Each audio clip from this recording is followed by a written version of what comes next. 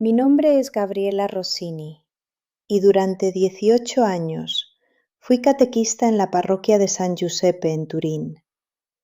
No era solo un trabajo voluntario para mí, era mucho más que eso. Era mi vocación, mi identidad completa, la razón por la que me levantaba cada mañana con propósito. Enseñaba a 45 niños todos los sábados, preparaba primeras comuniones, organizaba retiros espirituales que duraban todo el fin de semana. Las madres confiaban sus hijos a mí sin dudarlo. Los sacerdotes me llamaban el pilar de la comunidad. Y yo me sentía realizada con esos títulos. Pero si soy completamente honesta, y créeme que me ha costado años poder admitir esto, yo cargaba con una falla secreta que nadie podía ver. Necesitaba ser indispensable. Mi autoestima entera dependía de ser la catequista perfecta, la voluntaria que nunca decía que no, aquella persona que todos admiraban y necesitaban. Yo ayunaba antes de cada clase para estar más centrada espiritualmente. Llegaba 2 horas antes que nadie para arreglar las sillas en círculos perfectos. Memorizaba no solo el nombre de cada niño, sino también sus cumpleaños, los nombres de sus hermanos, sus comidas favoritas. Cuando alguna madre me agradecía mi dedicación, yo sentía esa validación recorrer todo mi cuerpo como electricidad. Era adicta a esa sensación de ser necesaria, de ser admirada. Mirando hacia atrás ahora, puedo ver que no era amor puro lo que me movía, sino algo más complicado y enfermizo. Pero en ese momento, yo creía genuinamente que estaba sirviendo a Dios de la manera más pura posible. Fue en el año 2010, 4 años después de su muerte, cuando escuché hablar por primera vez de Carlo Acutis, durante una formación diocesana. El facilitador nos contaba con tanta emoción sobre este chico italiano que había muerto a los 15 años de leucemia, cómo había sido un genio con las computadoras, cómo había creado una exposición virtual sobre milagros eucarísticos, cómo su cuerpo estaba en proceso de beatificación. Recuerdo que mientras todos en la sala escuchaban con admiración, yo sentí algo feo y oscuro moviéndose en mi pecho. Era envidia. Pensé para mis adentros que él tenía apenas 15 años y ya lo llamaban santo, mientras que yo tenía 42. Había dedicado casi 2 décadas de mi vida al servicio de la Iglesia y nadie me notaba de esa manera especial. Ese pensamiento me avergonzó tanto que lo enterré inmediatamente en lo más profundo de mi mente. Me dije que era el cansancio hablando, que eran mis inseguridades tontas. Recé 3 rosarios esa noche pidiendo perdón por mi mezquindad. Pero la verdad es que ese pensamiento venenoso reveló algo importante sobre mi corazón que yo no quería ver. No sabía en ese momento que ese chico santo, al que había envidiado, se convertiría en mi única testigo de defensa cuando mi mundo entero se derrumbara. No tenía idea de que Carlo Acutis iba a salvar no solo mi reputación, sino también mi alma. En marzo de 2013 pasó lo impensable. Desaparecieron 3.800 euros de las donaciones de la campaña de Cuaresma. Era una cantidad importante que la parroquia había recolectado durante semanas para un proyecto misionero en África. El dinero estaba guardado en el cofre de la sacristía y solo 3 personas en toda la parroquia teníamos la llave. El padre Marco, que era nuestro párroco desde hacía 7 años, la secretaria parroquial que se llamaba señora Valentina y yo.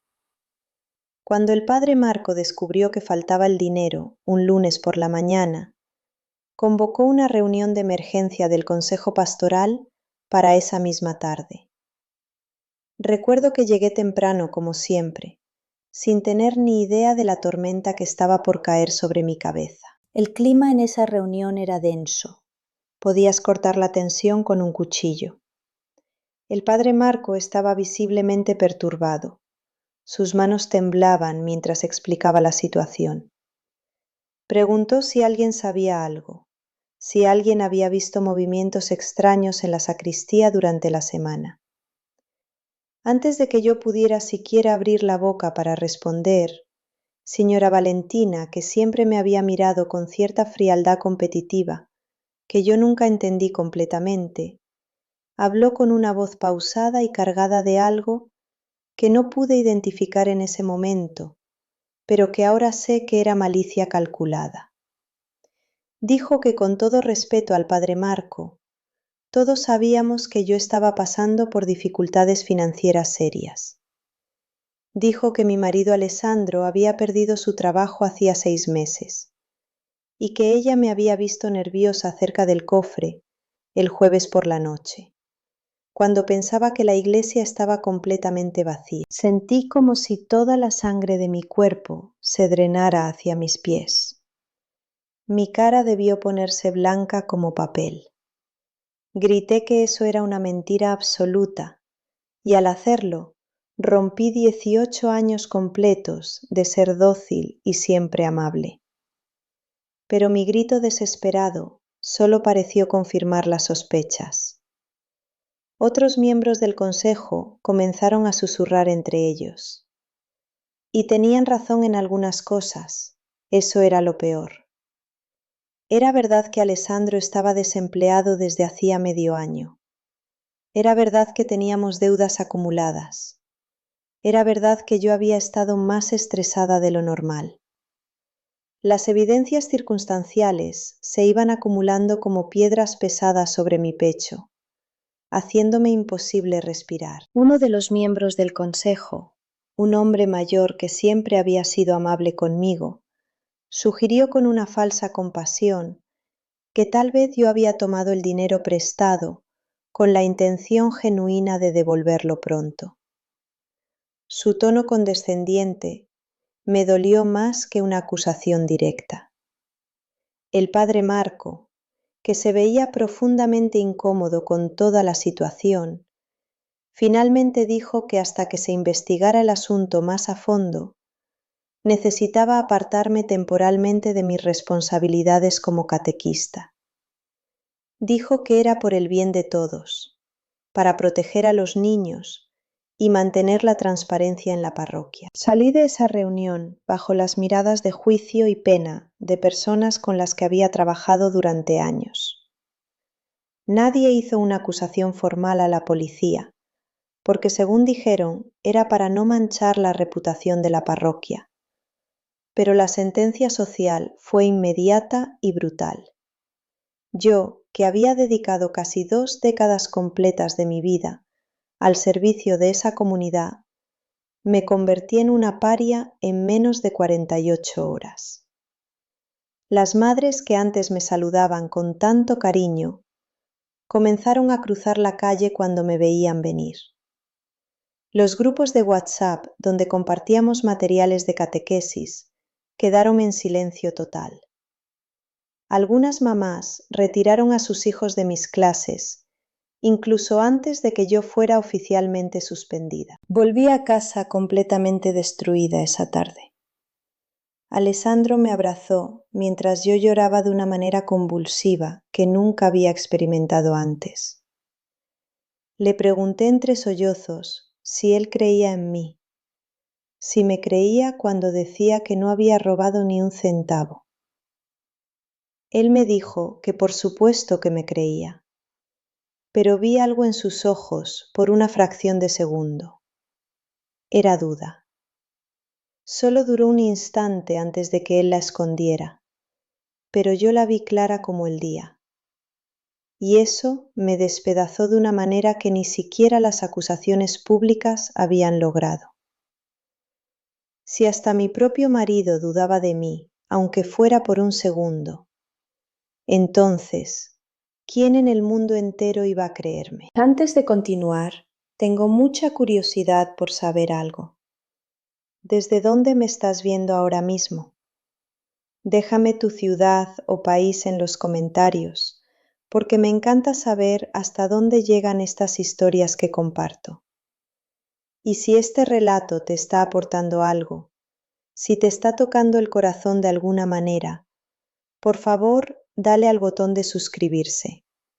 Me ayuda muchísimo a seguir compartiendo estas experiencias con todas ustedes y a mantener viva esta comunidad. Pasé las siguientes 2 semanas completamente encerrada en mi casa, incapaz de salir ni siquiera para comprar el pan.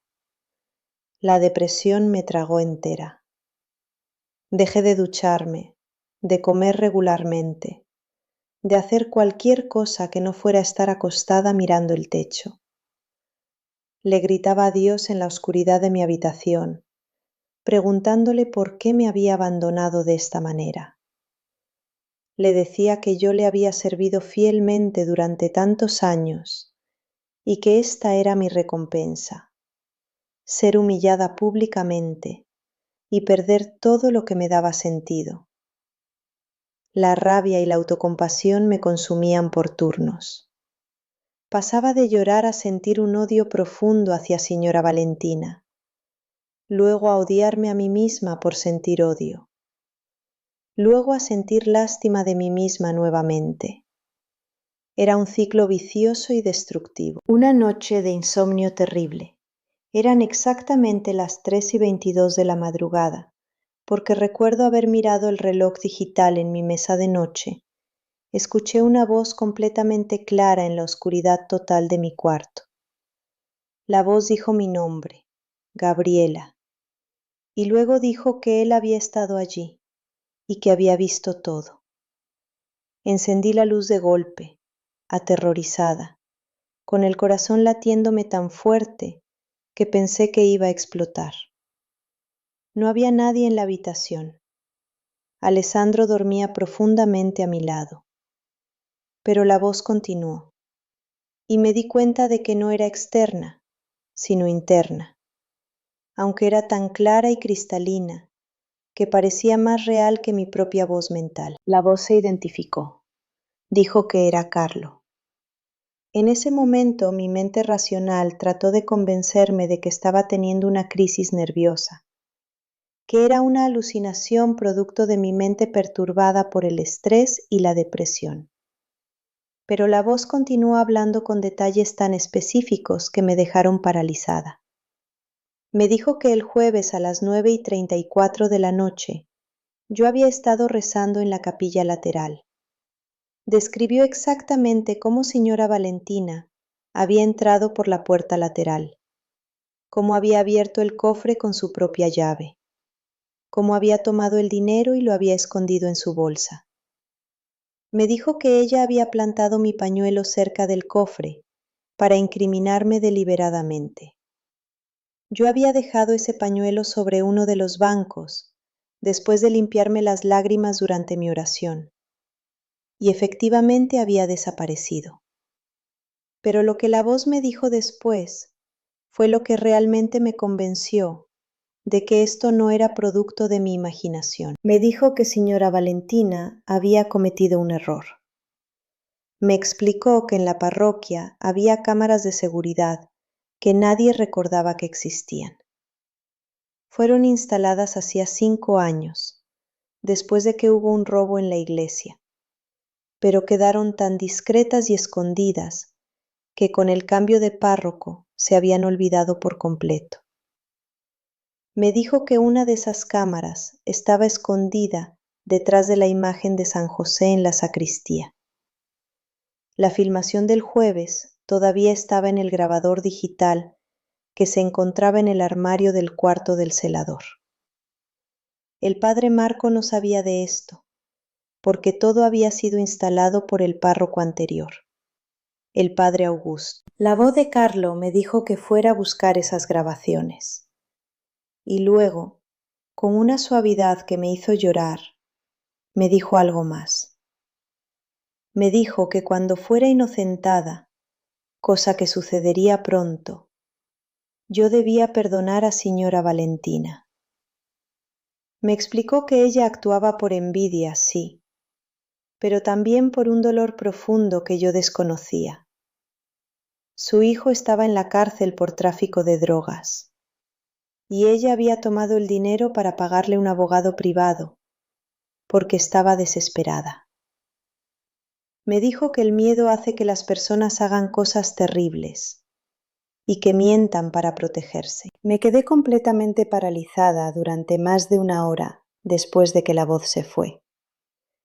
Mi mente racional peleaba contra lo que había experimentado. Me debatía entre pensar que había perdido la cordura completamente y creer que algo sobrenatural acababa de ocurrir.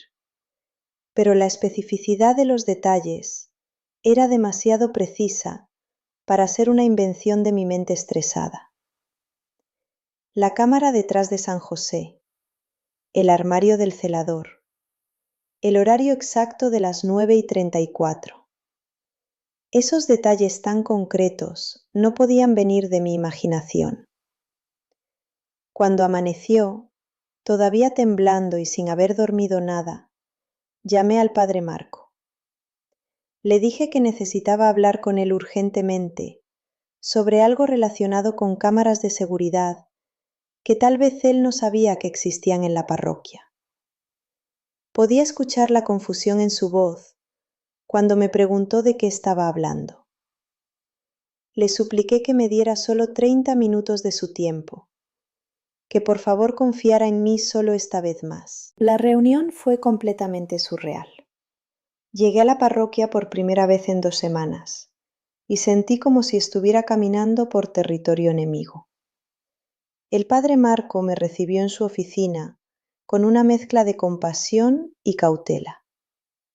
Cuando le pregunté si sabía algo sobre cámaras de seguridad instaladas años atrás, se quedó pensativo por un momento largo.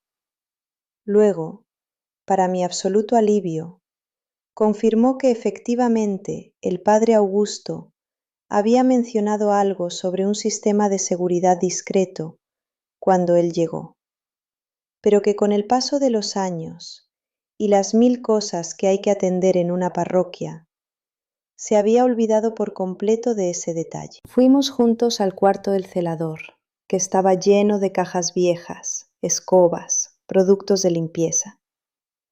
Buscamos en el armario metálico que estaba en la esquina y allí, escondido debajo de unos manuales viejos y cables enredados, estaba un DVR todo empolvado, pero con una lucecita verde que indicaba que todavía estaba funcionando. El padre Marco lo sacó con manos que le temblaban visiblemente. Me preguntó cómo yo sabía de esto, y yo dudé tanto en responder. No podía decirle la verdad completa, porque sonaba absolutamente delirante. Le dije que había recordado vagamente haber visto algo relacionado con cámaras años atrás, una mentira piadosa para proteger el misterio de lo que realmente había pasado. Conectamos el DVR a un monitor viejo que encontramos, y el padre Marco comenzó a rebobinar la grabación hasta llegar al jueves de la semana anterior, a las 9:30 de la noche. La filmación era en blanco y negro, y la calidad no era perfecta, pero era suficientemente clara. Mi corazón latía tan fuerte que podía escucharlo en mis oídos. Y entonces, todo apareció exactamente como Carlo me lo había descrito. Primero se veía a mí, arrodillada en la capilla lateral, rezando con las manos juntas, completamente ajena a todo lo que estaba pasando. La cámara tenía un ángulo que abarcaba tanto la capilla como parte de la sacristía. A las 9:34 exactamente, apareció señora Valentina, entrando por la puerta lateral de la sacristía. La vimos mirando alrededor para asegurarse de que estaba sola, aunque no podía verme a mí en la capilla desde donde ella estaba. La vimos abrir el cofre con su propia llave, tomar los sobres con el dinero de las donaciones, guardarlos rápidamente en su bolsa, y luego, en un gesto que me heló la sangre, la vimos tomar mi pañuelo, que estaba sobre uno de los bancos, donde yo lo había dejado durante mi tiempo de oración, y colocarlo estratégicamente cerca del cofre abierto. Todo estaba capturado en la grabación. Cada movimiento, cada acción deliberada y calculada para destruirme. El padre Marco se puso completamente pálido mientras miraba la pantalla. Vi cómo su rostro pasaba por varias emociones en segundos: shock, horror, culpa, tristeza. Se volteó hacia mí con lágrimas en los ojos y me pidió perdón de una manera tan genuina que también me hizo llorar. Me preguntó de nuevo cómo había sabido de las cámaras, porque parecía casi imposible que yo hubiera recordado algo que nadie más recordaba. Mantuve mi historia de que había tenido un recuerdo vago, protegiendo el secreto de la voz que me había salvado. Esa misma tarde, el padre Marco convocó a señora Valentina a su oficina. Yo no estuve presente en ese encuentro inicial, y el padre me contó después lo que había pasado. Le mostró la grabación, y ella se desmoronó completamente. Confesó todo entre sollozos que le salían desde lo más profundo del alma. Le habló del hijo en prisión, de las deudas enormes con los abogados, del peso insoportable de la vergüenza y la desesperación. Le explicó que me había escogido a mí para culpar, porque éramos las únicas dos que teníamos acceso al cofre aparte de él, y porque sabía de nuestros problemas económicos. Pensó que nadie cuestionaría la acusación, porque las circunstancias parecían apuntar obviamente hacia mí. Cuando el padre Marco me llamó para decirme que señora Valentina quería verme, que quería pedirme perdón en persona, mi primer instinto fue negarme. La rabia todavía estaba fresca. Había perdido mi reputación, mi dignidad. Casi pierdo mi matrimonio por las dudas que esto había sembrado. Había pasado semanas en un infierno de depresión y vergüenza por algo que no había hecho. Pero entonces recordé las palabras de Carlo. Recordé que me había dicho que perdonara, que ella actuaba desde el dolor y no solo desde la malicia. Cuando finalmente me encontré cara a cara con señora Valentina en la oficina del padre Marco 2 días después, la mujer que vi frente a mí no era la persona fría y calculadora que había imaginado durante mis noches de insomnio. Era una mujer completamente quebrada, destruida por la culpa y el remordimiento. Sus ojos estaban hinchados de tanto llorar, sus manos no paraban de temblar. Me pidió perdón de una manera que sonaba como si le estuvieran arrancando las palabras desde lo más profundo de su ser. Me dijo que había destruido mi vida por su propia cobardía, que nunca podría perdonarse a sí misma por lo que me había hecho. Miré a esta mujer que había sido mi enemiga, que había plantado evidencia falsa contra mí, que había mentido descaradamente para verme caer. Y en lugar de ver a una villana, vi a otro ser humano quebrado por circunstancias que no podía controlar. Vi a una madre desesperada que había tomado decisiones terribles tratando de salvar a su hijo. Las palabras de Carlo resonaron en mi mente nuevamente. Perdona, ella actúa desde el dolor. Le dije en voz baja que la perdonaba. Y cuando dije esas palabras, descubrí que eran verdaderas. No había triunfo en mi vindicación. No había satisfacción en verla sufrir. Solo había una tristeza profunda por todos nosotros, por las maneras en que el miedo y el dolor nos hacen lastimarnos los unos a los otros. El perdón no vino porque ella lo mereciera necesariamente, sino porque yo necesitaba liberarme del veneno del resentimiento que estaba empezando a envenenar mi propia alma. El padre Marco organizó una reunión pública en la parroquia para explicar lo que había pasado y para rehabilitarme oficialmente frente a toda la comunidad. Muchas personas vinieron a pedirme perdón por haber dudado de mí, por haberme juzgado tan rápido. Algunas de las madres lloraron cuando me abrazaron, confesando su vergüenza por haberme dado la espalda. Recibí mensajes de WhatsApp durante días de personas tratando de reconectarse conmigo, pero algo muy profundo había cambiado dentro de mí y ya no podía volver a ser la persona que había sido antes. No volví inmediatamente a mi rol como catequista como todos esperaban. En lugar de eso, pedí 6 meses de tiempo sabático que sorprendieron a muchos.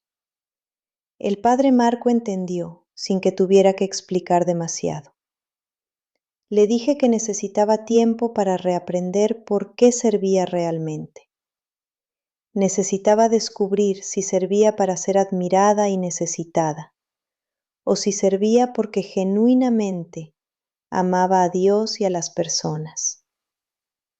Fue doloroso admitir esto en voz alta, pero la acusación injusta había expuesto algo en mí que necesitaba ser sanado. Mi dependencia enfermiza de la aprobación externa. Mi necesidad de ser vista como perfecta e indispensable. Cuando perdí absolutamente todo, mi reputación, mi comunidad, mi sentido de propósito, mi identidad completa, descubrí que mi fe tenía grietas profundas. Me di cuenta de que había construido toda mi vida espiritual sobre fundamentos débiles. Servía a Dios, sí, pero lo hacía buscando mi propia gloria reflejada en los ojos admirados de otros.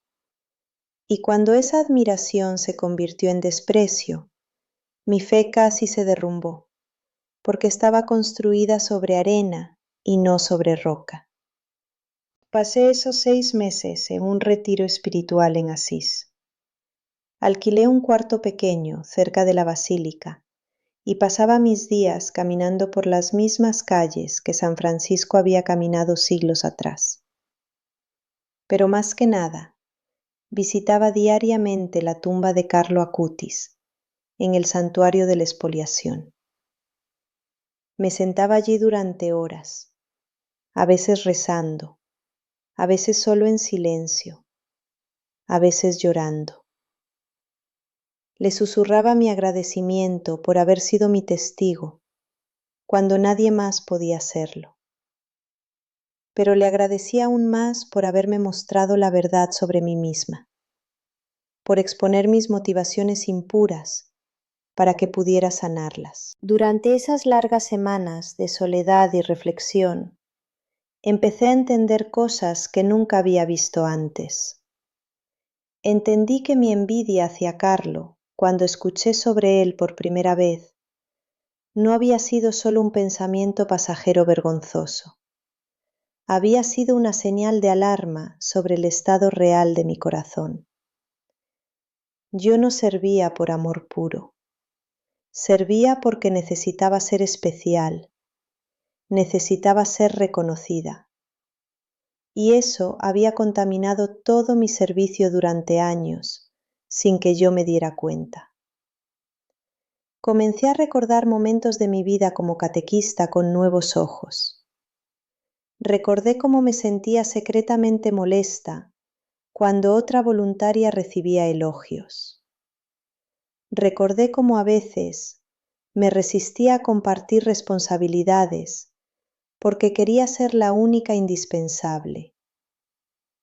Recordé cómo medía mi valor por cuántos niños tenía en mi clase comparado con otras catequistas. Todos estos pequeños momentos que había ignorado o justificado, ahora se revelaban como síntomas de un problema mucho más profundo. La humillación de la acusación falsa, por más dolorosa que había sido, me había quebrado de una manera necesaria. Había destruido la imagen perfecta que yo había construido de mí misma.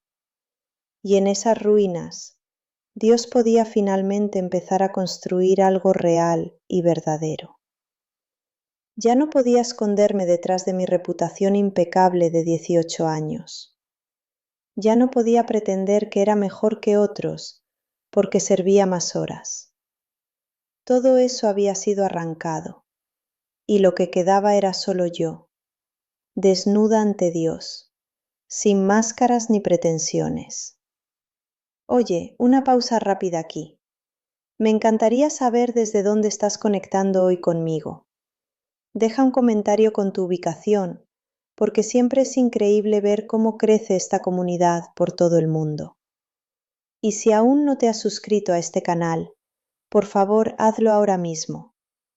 Tu apoyo lo es absolutamente todo para mí y me ayuda a seguir contando estas historias que realmente importan. Historias que pueden cambiar vidas, como la mía fue cambiada. Mientras estaba en Asís, también empecé a leer todo lo que pude encontrar sobre Carlo Acutis. Leí sobre su vida ordinaria, que escondía una santidad extraordinaria. Sobre cómo usaba sus talentos con las computadoras, no para ganar fama, sino para evangelizar. Sobre cómo sufría bullying en la escuela, pero respondía con amabilidad. Sobre cómo en sus últimos días de vida, cuando la leucemia lo estaba consumiendo, ofrecía su sufrimiento por el Papa y por la Iglesia. Había una pureza en sus motivaciones que yo nunca había tenido. Él servía porque amaba, punto. No porque necesitara validación o aplausos. Una tarde, mientras caminaba por el monte Subasio, tuve una realización que me hizo detenerme en seco en medio del camino. Carlo me había salvado de la acusación falsa, sí. Pero más importante aún, me había salvado de una vida entera de servir a Dios por las razones equivocadas. Si la acusación nunca hubiera pasado, yo probablemente habría continuado durante años más, acumulando más actividades, buscando más reconocimiento, construyendo una reputación cada vez más brillante, mientras mi alma se volvía cada vez más vacía por dentro. Eventualmente me habría quemado completamente, o habría caído en una crisis de fe, cuando inevitablemente algo no saliera como yo quería. La injusticia que sufrí, por más terrible que fue en el momento, resultó ser una cirugía espiritual dolorosa, pero absolutamente necesaria. Dios usó algo malo, algo injusto, para exponer y sanar algo en mí que estaba enfermo desde hacía mucho tiempo. Y usó a un adolescente santo que había muerto años antes para realizar esa cirugía con precisión perfecta. Señora Valentina y yo mantuvimos contacto durante esos meses que estuve fuera. Ella me escribía emails ocasionalmente, contándome sobre su proceso. Había devuelto cada centavo de los 3.800 euros, trabajando horas extras y vendiendo algunas de sus pertenencias para juntar el dinero. Estaba haciendo servicio comunitario en un comedor para personas sin hogar, como parte de su penitencia. Y su hijo, para sorpresa de todos, había empezado un proceso de recuperación real en la prisión. Había entrado a un programa de rehabilitación y estaba respondiendo bien. Cuando volví a Turín después de 6 meses, me sentía como una persona completamente diferente. Acepté regresar como catequista, pero con condiciones muy claras que establecí primero conmigo misma. Iba a servir, sí, pero solo las horas que podía dar sin descuidar mi matrimonio o mi salud. No iba a llegar 2 horas temprano a menos que hubiera una necesidad real. No iba a competir en mi mente con otras voluntarias. Y lo más importante, Si alguien más podía hacer algo que yo estaba haciendo, yo iba a dejar que lo hicieran, incluso si lo hacían diferente a como yo lo haría. Los primeros meses fueron difíciles. Mi ego seguía queriendo saltar y tomar control de todo. Cuando veía que otra catequista organizaba una actividad de manera diferente a como yo la habría hecho, tenía que morderme la lengua para no intervenir. Cuando alguien más recibía agradecimientos de los padres, tenía que hacer un esfuerzo consciente para alegrarme genuinamente, en lugar de sentir esa punzada de envidia. Pero poco a poco, día a día, empecé a cambiar de verdad. Empecé a experimentar una libertad que nunca había conocido antes. Descubrí que podía servir sin necesitar aplausos y que eso era infinitamente más satisfactorio que todo el reconocimiento que había buscado antes. Descubrí que si nadie notaba mi trabajo, eso estaba bien, porque no estaba trabajando para impresionar a nadie, sino como una ofrenda de amor a Dios. Y paradójicamente, cuando dejé de buscar desesperadamente ser indispensable, mi servicio se volvió más efectivo, porque finalmente era puro. Mi relación con señora Valentina evolucionó de una manera que nunca habría imaginado.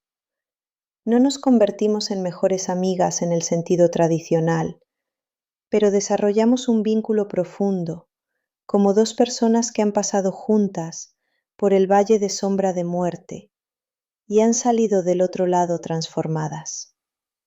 Ella me buscó unos meses después de mi regreso y me preguntó algo que claramente la había estado atormentando. Me preguntó cómo yo había podido perdonarla tan rápido, tan completamente, cuando lo que ella me había hecho era tan terrible. Le respondí con total honestidad que no había sido yo quien la había perdonado realmente. Le conté toda la historia sobre la voz de Carlo a las 3 de la madrugada, sobre cómo él me había dicho que perdonara, sobre cómo me había explicado que ella actuaba desde el dolor y no solo desde la maldad. Le confesé que sin esa guía sobrenatural, probablemente habría permitido que el resentimiento me consumiera por años.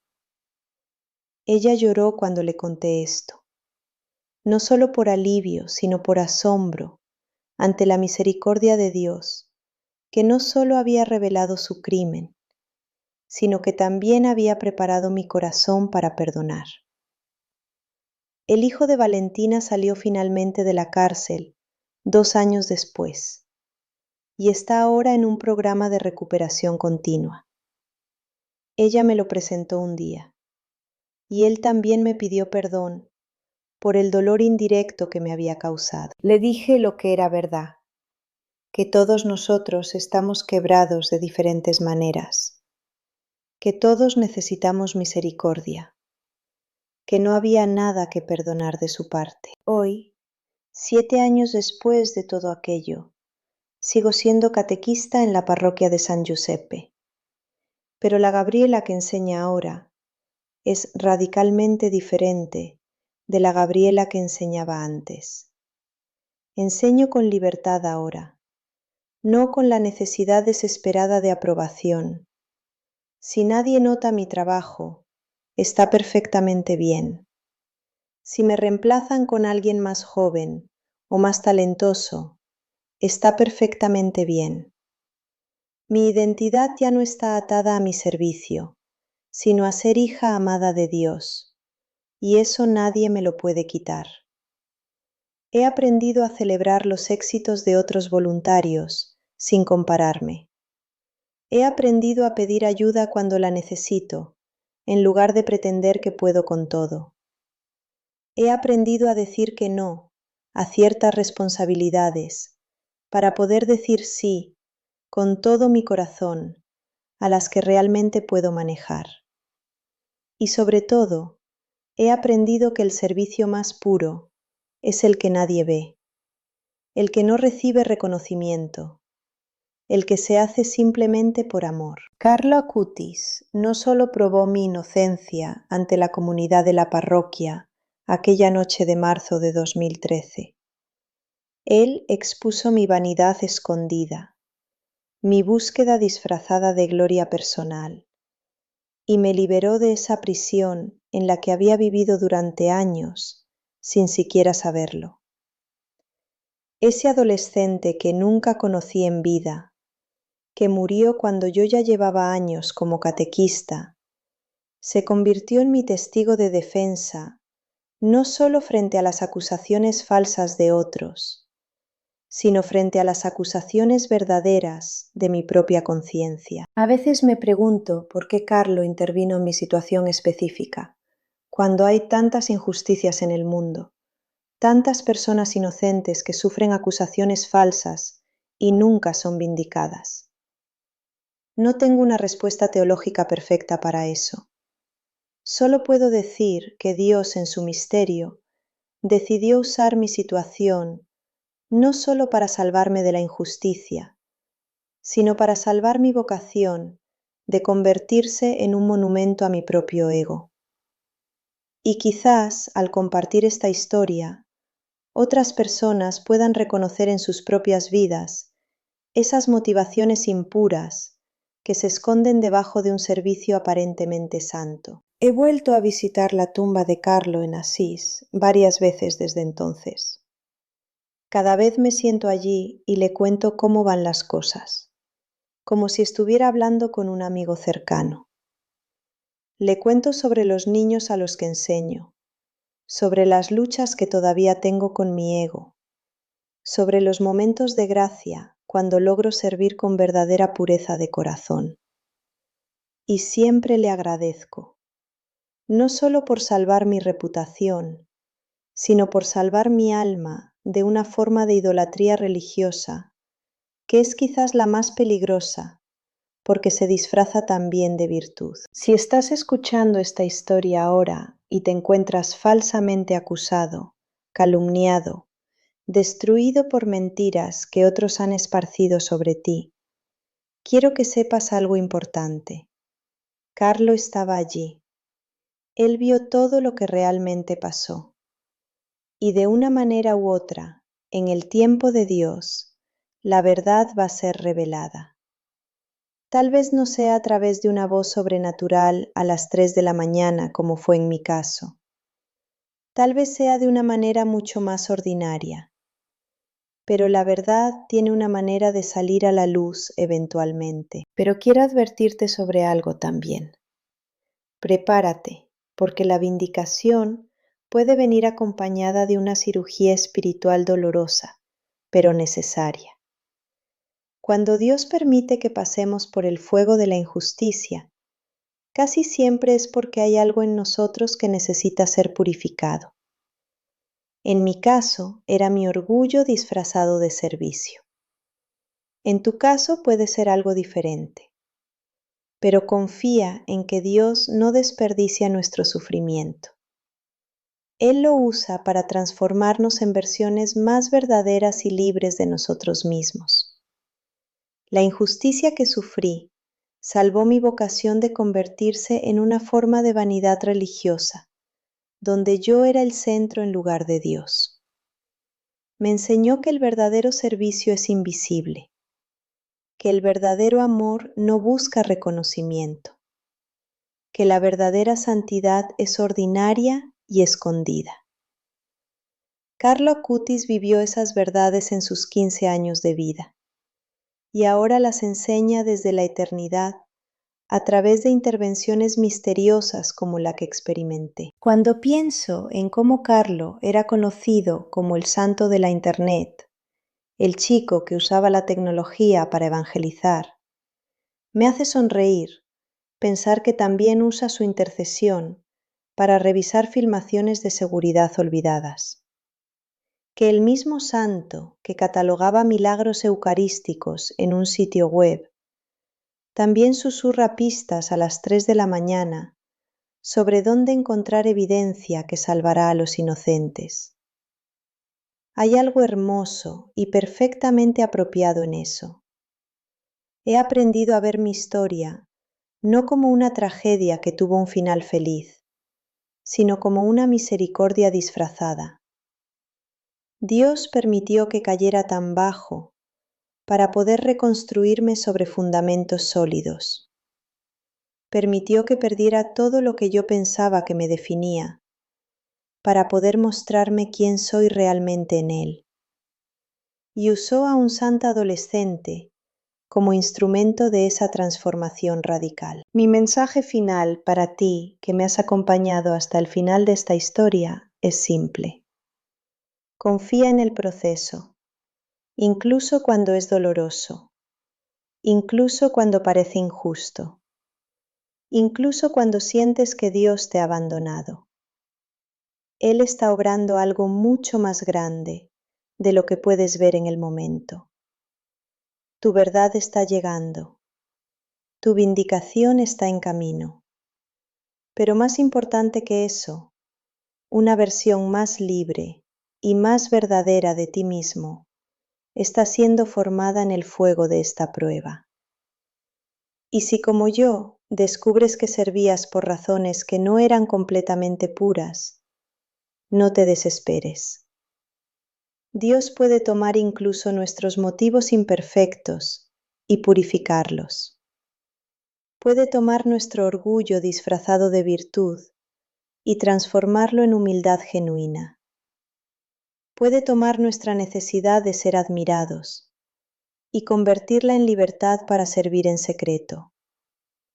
Esa transformación es dolorosa, pero es el mejor regalo que podríamos recibir. Carla Cutis, a los 15 años, entendió algo que a mí me tomó 40 y pico de años y una acusación falsa para aprender. Que todos estamos llamados a la santidad, no a través de grandes actos públicos que todos aplauden, sino a través de pequeños actos de amor que nadie ve. Que la verdadera grandeza está en la pequeñez elegida voluntariamente. Que el camino hacia arriba es siempre hacia abajo.